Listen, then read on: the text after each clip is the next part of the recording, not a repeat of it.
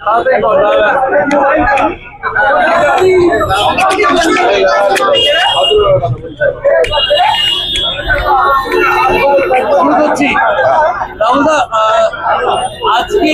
শর্মিষ্ঠা পালনি তিনি আদালত থেকে তাকে জামিন দেওয়া হলো 10,000 টাকার ব্যক্তিগত বন্ডে এবং তাকে বলা হয়েছে তদন্তে সহযোগিতা করতে, কলকাতা পুলিশকে তাকে নিরাপত্তা দিতে বলা হয়েছে।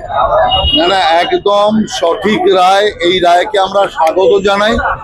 আমরা লক্ষ্য করেছি এই রাজ্যে যদি ভারতের বিরুদ্ধে কিংবা সেনাবাহিনীর বিরুদ্ধে যদি কেউ কোনো কুৎসা রটনা করে তার কোনো সাজা হয় না, পুলিশ তাকে খোঁজ করে না।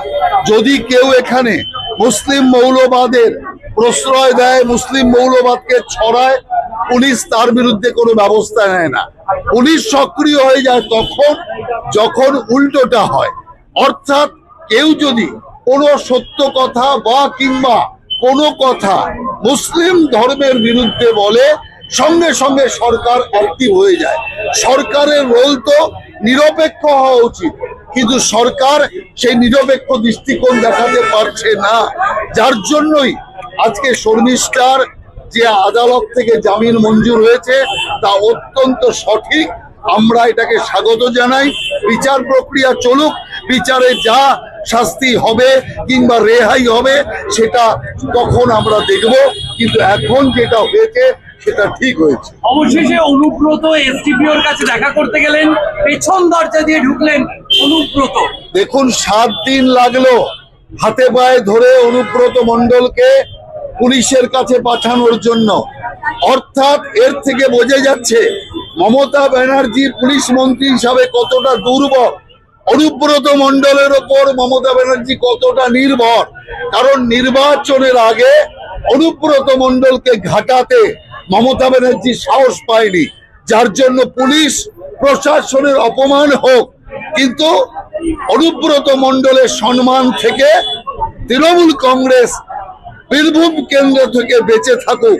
যে কারণের জন্য এটা হয়েছে, এতে পুলিশ প্রশাসনের সম্মান হানি হয়েছে। অনুব্রত মণ্ডলকে ব্যবস্থা নেওয়া উচিত, গ্রেপ্তার করা উচিত। তাকে সাধ্য সাধনা করে 7 দিন বাদে তাকে দেখা করা, এটা আমি মনে করি পুলিশ এবং প্রশাসনের চরম অপমান বলে আমার মনে হয়। পহেলগাম কাণ্ড নিয়ে অবশেষে পশ্চিমবঙ্গ বিধানসভায় বিশেষ আলোচনা। 10ই জুন 2 ঘন্টার জন্য সেশন কল করা হবে। না, আলোচনা হতে পারে, আলোচনা করুক না, তাতে কোনো অসুবিধা নেই।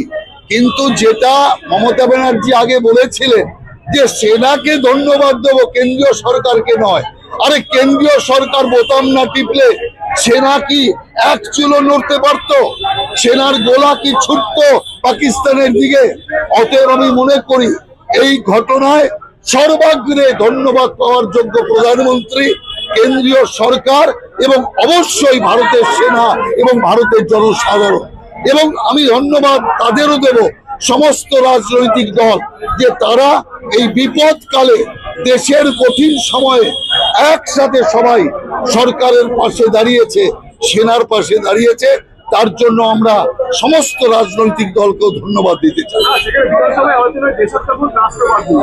না, আলোচনা হোক, দেশাত্মবোধ রাষ্ট্রবাদ নিয়ে আলোচনা হোক, কিন্তু সেই আলোচনার গতি যাতে বিধানসভার মর্যাদার বাইরে না যায় সেটা মুখ্যমন্ত্রী এবং সরকারের দেখা উচিত।